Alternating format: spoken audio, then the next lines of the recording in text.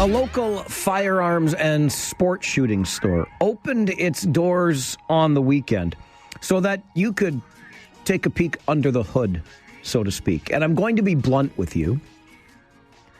I love that firearms stores and firearms owners do this because for many, and I will count myself among that many, I grew up in the city.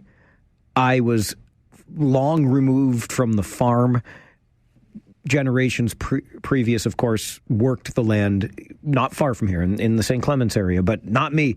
City boy all the way through, not much rural in my blood at all, and had absolutely zero. The only understanding I had of firearms at all was that which I saw on television and in movies. That was my concept of what a firearm was all about. Thanks to the fine folks at Select Shooting Supplies in Cambridge, I've been able to learn more.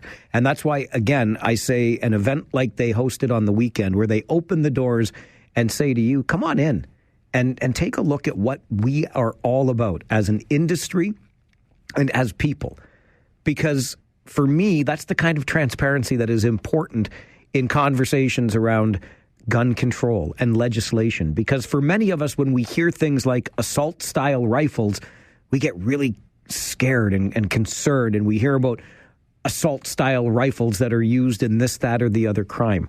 But when you begin to understand and see for yourself what this sport is all about and what firearms are all about, I think it goes a long way to dispelling some of the myths and lessening some of the fear. Dean Carr is the owner of Select Shooting Supplies in Cambridge, joins us for a chat. Dean, it's great to have you on the show. Good morning. Good morning, Mike. Thank you for having me. Thanks so much. Thanks so much for making the time. I always appreciate it.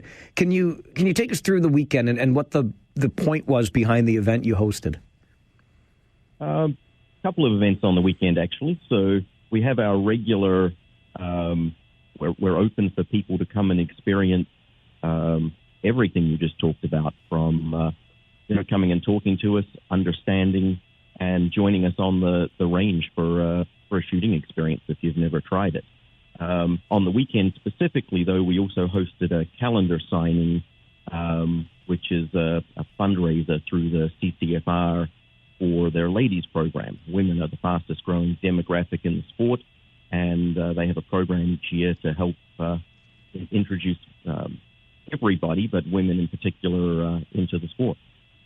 You talk about that opportunity, Dean, and we've heard it through your commercials on the station that, for a birthday party or a bachelorette party or whatever the case may be, come in and have a shooting experience as a get together, kind of like axe throwing or mini golf for that matter.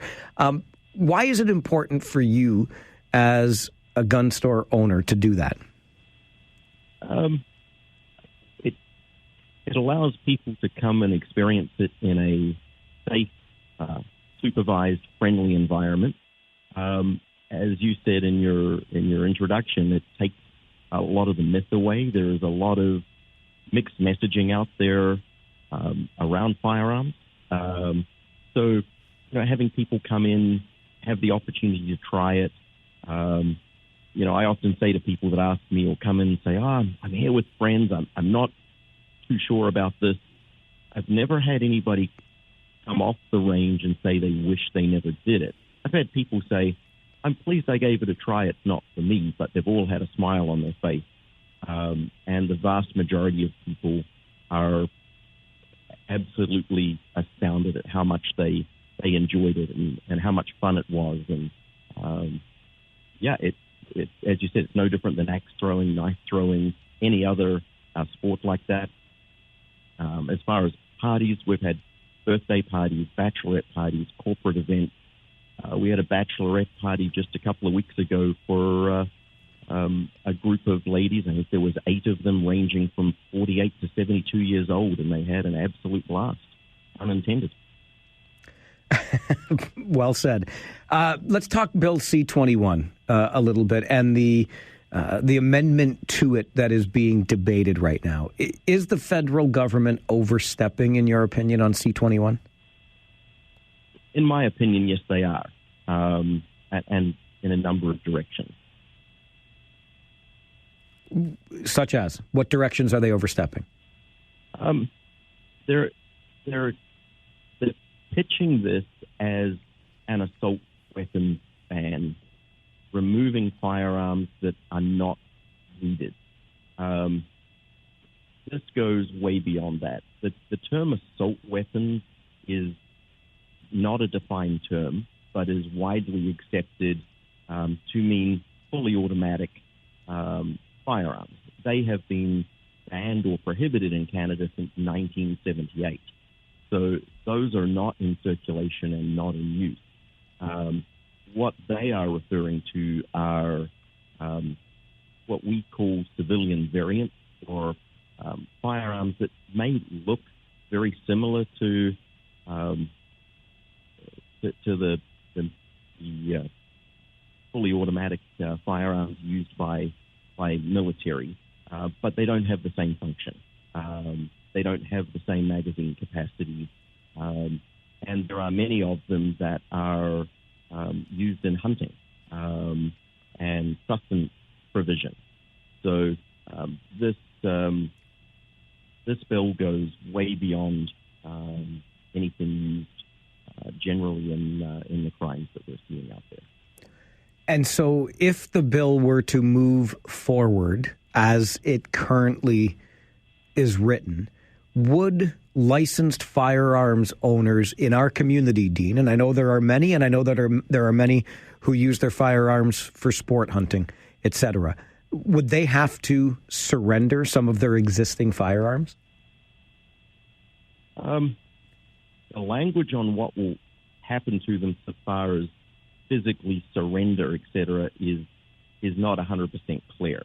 What is clear is that they plan to move them into the prohibited category, and unless you have a prohibited license, you're unable to own or possess those. It's not possible to get a prohibited license. So one would read between the lines that, yes, they would have to be surrendered, destroyed, rendered inoperable. But unless I have missed it, I don't believe that language has been provided yet. Can you share with us some of the background? Because I know how extensive it is. And I think people, for many, this would be an educational opportunity here, Dean.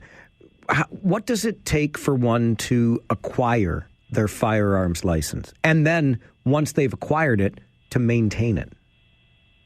Yeah. So it starts with taking a safety course, which is a regulated course put on by trained and vetted individuals that are set up to teach that course. It's typically a 2-day course if you're going for both license endorsements. So we have two types of license, or we have one license, but an additional endorsement. So it's called a PAL, or a possession and acquisition license. And in its basic form, it allows you to possess and use long guns. And then there is the restricted endorsement. We refer to it as the RPAL. So it's just a PAL with a restricted endorsement on it, and that lets you do any restricted rifles or handguns. So typically a 2-day course. Once you've passed that course, there is a practical and a written component to it. Those course results are sent away to the office that administers that program, and they vet the instructor of the course, your test results, and then they send you back a confirmation that, yes, in fact, you have passed that and you can now apply for your firearms license. You then make application to the RCMP. They just change that to do it online to apply for the actual license.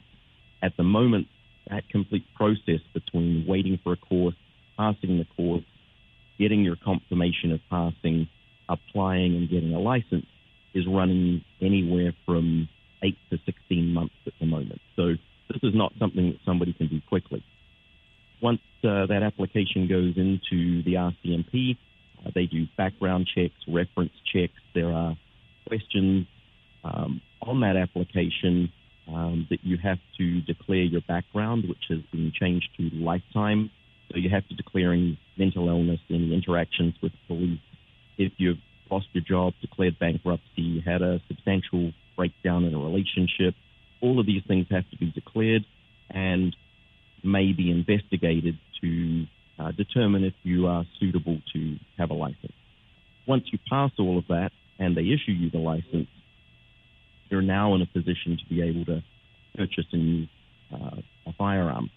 You then, part of that process is submitting to what's called continuous eligibility screening. So as an individual holding a PAL or possession acquisition license, I'll be run against the CPIC database at midnight every night. And if my name comes up in both databases, that will be flagged. And, it may be that I was involved in a traffic accident and it just gets, cleared. It could be that I was a witness to something and it gets cleared. But if I am the subject of an investigation, then they will take my firearms license and my firearms away from me, or any combination of those things. In other words, it's awfully difficult. I shouldn't say difficult, but you are under, as a licensed firearms owner, daily scrutiny to ensure that you are still fit to hold that license. Absolutely, yeah. That's why you'll often hear us referred to as Canada's most vetted citizen. There are people or persons, out on release from certain criminal activities that are not vetted to the degree that we are. The sorts of firearms, Dean, that may become prohibited under this new legislation, what might firearms owners today be using those firearms for? Well, as a licensed firearms owner, we only have a couple of options of what we can use our firearms for, and that is hunting or target shooting. So they would be using them for one of those two purposes. And the way that this bill and its amendment are written, there is an awful lot of currently legal firearms used for both those purposes that would become prohibited. And could hunters live without those particular firearms? It's a little bit of a loaded question. It depends on what type of hunting you're doing, where you're doing it. A lot of the firearms that are affected in there are safari and large game firearms, but also all the way down to, they've got some 22s in there that you might use for, small game. So, yes, they would be affected. To give you an honest response, are there other guns that could, or firearms that could be used?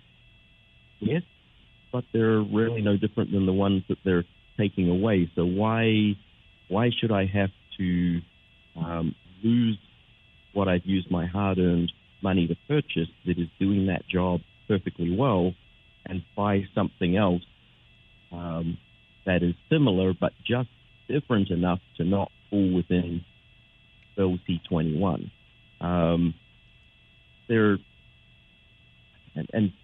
This is a topic I could probably spend way longer than your show on when you get into the intricacies of some of the differences. But there are certain styles of hunting that will certainly be affected. And I think also affordability and price points for some of the people that use these firearms for sustenance hunting.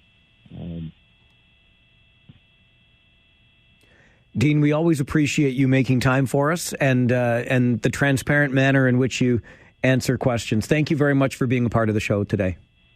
You're welcome. Thank you for having me.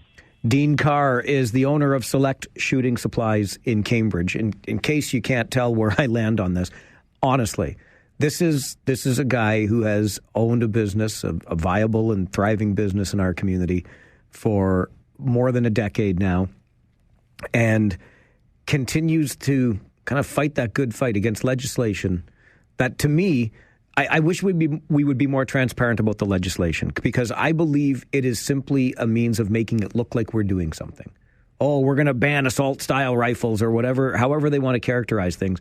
Look, we're doing something. The problems are at the borders. The problems are guns being smuggled. The problems are people using guns for criminal purposes. The problems are not being caused by the people most affected by this legislation. And you talk to Dean or any other licensed firearms owner, and they will tell you. They will tell you. So they end up being penalized, so the government makes it look like it's doing something. It doesn't make any sense. You've got transparency right here. Dean will talk to us anytime, but we can't get a straight answer as to why this legislation is being moved through. It's not going to have the impact that the government is telling you it's going to have. That's my humble opinion on it. Yours always welcome. We'll take a break. This is the Mike Farwell Show, City News 570 and Rogers TV.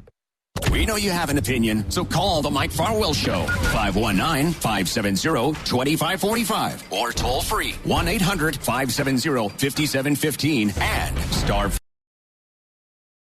Well, as a licensed firearms owner, we only have a couple of options of what we can use our firearms for, and that is hunting or target shooting. So they would be using them for one of those two purposes, and the way that this bill and its amendment are written, there is an awful lot of currently legal firearms used for both those purposes that would become prohibited. Dean Carr is the owner of Select Shooting Supplies in Cambridge, joins us for an open and honest conversation about firearms. I just want to quickly say to something that Dean talked about during our conversation.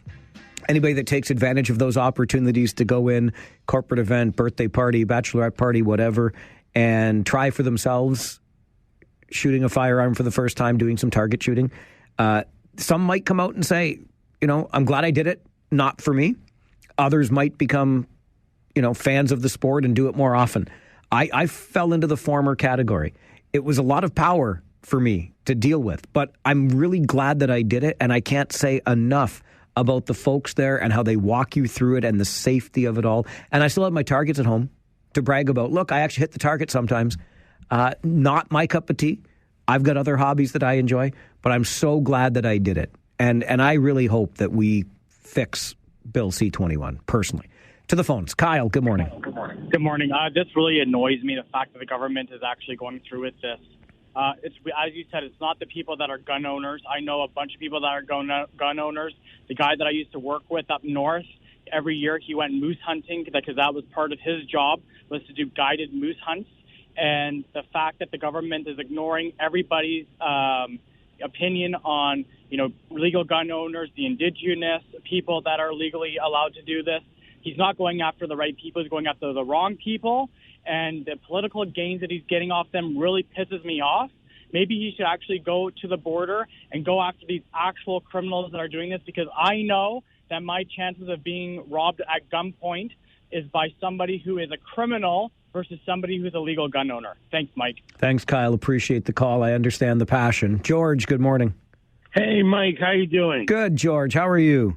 A great interview, by the way. A few years ago, I was down in the States. I went to go visit my friend Roy Clark Jr., and he found out I had never shot a gun ever in my life. So he took me and my family.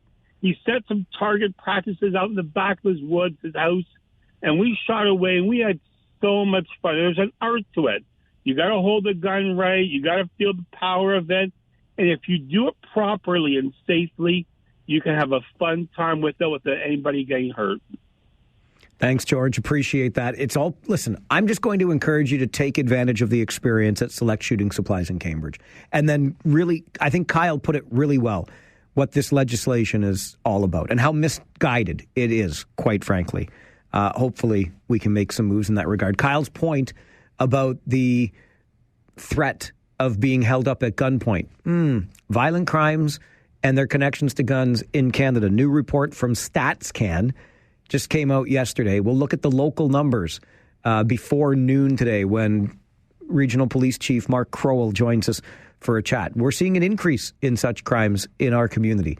We'll talk about that again before noon. Right after this update from the City News Centre, it is our monthly mental health check-in with our friends at the Canadian Mental Health Association as well. All coming up on the Mike Farwell Show on City News 570 and Rogers TV.